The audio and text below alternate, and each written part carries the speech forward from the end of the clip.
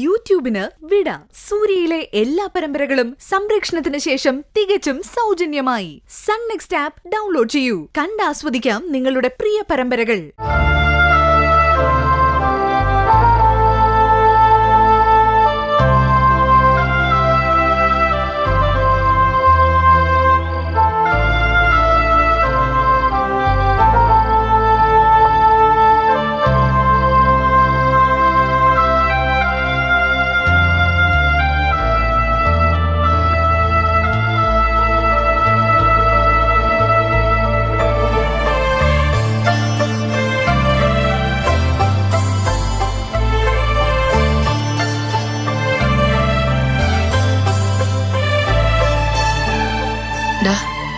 നീ എന്താ ഇവിടെ വന്നിരിക്കുന്നെ? കിടക്കുന്നില്ലേ? അമ്മ കിടന്നു. ഞാൻ കുറച്ചേരം ഇവിടെ ഇരുന്നോട്ടെ. നീ എന്തിനാ ഇവിടെ ഇരിക്കുന്നേ? നേരെ ഒരുപാടായിടാ.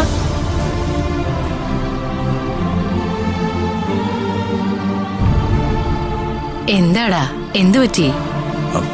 ഒന്നും പറ്റാതിരിക്കാനാ അമ്മേ. നീ എന്താ ഈ പറയുന്നേ? എനിക്കൊന്നും മനസ്സിലാവുന്നില്ല. അമ്മേ, അമ്മ തൽക്കാലം ഒന്നും അറിയണ്ട. അറിയേണ്ട സമയത്ത് ഞാൻ പറഞ്ഞോളാം. നീ എന്താ ഉള്ളിൽ വെച്ച് സംസാരിക്കുന്നേ? കാര്യം എന്താണെന്ന് തുറന്നു പറഞ്ഞേ. അമ്മ പോയി കിടന്നു. എടാ മക്കളെ, നീ ഇങ്ങനെ വിഷമിച്ചിരിക്കുമ്പോ അമ്മയ്ക്ക് എങ്ങനെ ഉറക്കം വരും? മോൻ പൂജയായിട്ട് വഴക്കിട്ടോ? അങ്ങനെ വരട്ടെ.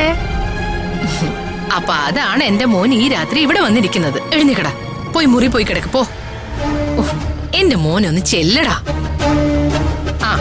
അല്ലെങ്കിൽ വേണ്ട, ഞാൻ പൂജമോളെ പോയി വിളിച്ചോണ്ട് വരാം. നിങ്ങൾ തമ്മിലുള്ള പിണക്കം എന്താണെന്ന് എനിക്ക് അറിയണമല്ലോ.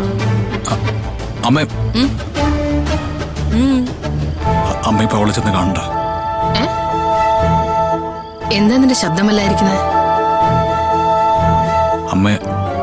അമ്മ വിചാരിക്കുന്നത് പോലെ അവള് നമ്മുടെ പൂജയല്ല. എന്താ? അതെ അമ്മേ, അവളുടെ പേര് റാണി എന്നാ.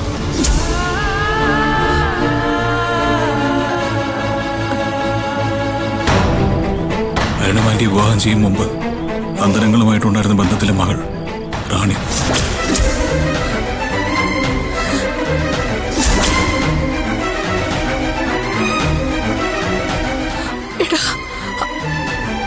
അപ്പോ നമ്മുടെ പൂജമോള്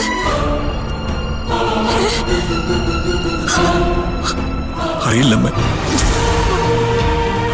അതെ, അതറിയുന്നത് വരെ ഇതെല്ലാം രഹസ്യമാക്കി വെച്ചേ പറ്റൂ.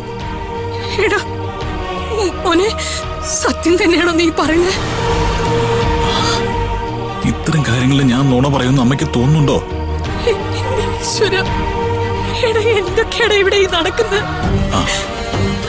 ഇപ്പൊ നടന്നതിനെല്ലാം പിന്നില് കൃത്യമായ പ്ലാനിംഗ് ഉണ്ടമ്മേ. കുറെ വർഷങ്ങൾക്ക് മുമ്പ് കമ്മീഷണർ തുടങ്ങി വെച്ച അതേ പകയുടെ ബാക്കിയാണ് ഇപ്പൊ ഇവിടെ നടക്കുന്നത്. സംശയമില്ല. എന്നെയും പൂജയെ അപകടത്തിൽപ്പെടുത്തിയതും പൂജയെ ആ സ്ഥലത്ത് നിന്ന് മാറ്റിയതും പകരം റാണിയെ അയച്ചതുമെല്ലാം ആ പ്രതികാരത്തിന്റെ ഭാഗമാണ്. അപ്പോ ആഭരണം എടുത്തു മാറ്റിയിട്ട് നമ്മുടെ സ്നേഹം മധുവിനേക്ക് പ്രതിയാക്കിയത് അവളാ. എന്റെ ദൈവമേ, ഇത് പിന്നെ നന്ദനങ്ങളിലെ മോളിൽ നിന്ന് തള്ളിയിട്ട് കൊല്ലാൻ ശ്രമിച്ചതും അവള് തന്നെയാ. എന്റെ ദൈവമേ, എന്തൊക്കെയാണ് നടക്കുന്നേ? അതെ അമ്മേ, അവളുടെ ജീവിതം ഇങ്ങനെ ആയതിന്റെ കാരണം നന്ദനങ്ങളാണത്രേ. ആ പകയാണ് അവൾ തീർത്തത്. ഇതൊക്കെ അറിഞ്ഞിട്ട് മിണ്ടാതിരിക്കണമെന്നാണ് നീ പറയുന്നത്? ഒരിക്കലുമല്ല. പിന്നെ അമ്മേ, അവൾക്കെതിരെ ഇപ്പൊ നമ്മൾ എന്ത് ചെയ്താലും അത് ബാധിക്കാൻ പോകുന്ന പൂജയായിരിക്കും.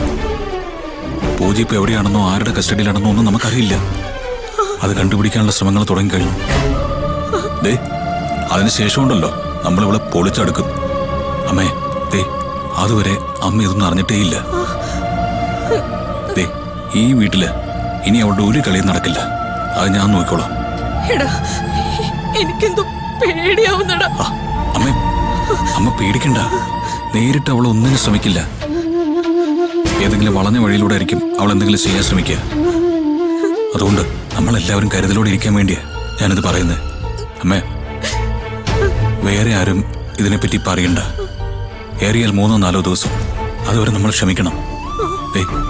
അതിനുള്ളിൽ എല്ലാം കലങ്ങി തെളിയും. അമ്മ പോയി കിടന്നു. അമ്മ ചെല്ല്, ഞാനിവിടെ ഉണ്ട്. ചെല്ല്.